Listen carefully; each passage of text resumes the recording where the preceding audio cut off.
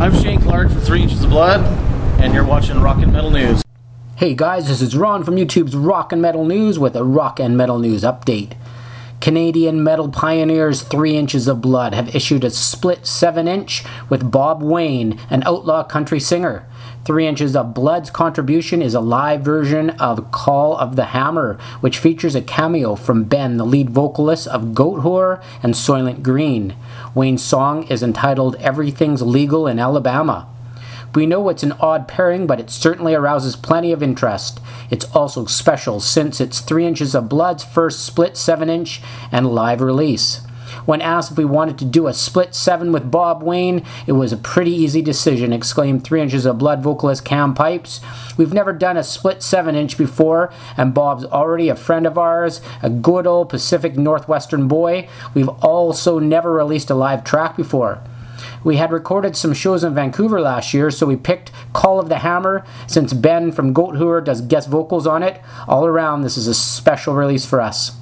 Wayne weighed in on partnering with 3 Inches of Blood and sharing the same space with them, saying, I've always had fun hanging with those guys. We played a few shows together, and I've always go and see them live if they're within 100 miles of me. I'm a big fan, so this is a huge honor.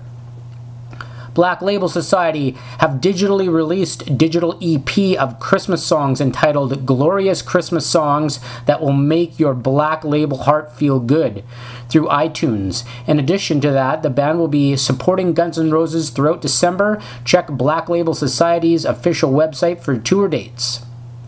Slipknot's Corey Taylor and M. Sean Crahan both recently spoke with Billboard.com regarding the possibility of a new album. An excerpt from Corey Taylor states, "We know that everything we do on the album is going to be about Paul. It's going to be a very melancholy album. It's going to be a more saddened form of rage when it does happen, and it will be a whole path that we've never gone down before." For that reason, Taylor adds, he personally is not anxious to make a new album, as maybe certain people in the band are, and I know a lot of the guys in the band feel the same way I do, whether they want to admit it or not. It just makes more sense to try and figure things out before we try to get into the studio. I don't want to risk losing what we've built because somebody's trying to prove a point.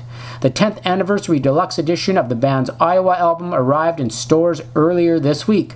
This is Ron from YouTube's Rock and Metal News, and that's a Rock and Metal News update. Thanks for tuning in.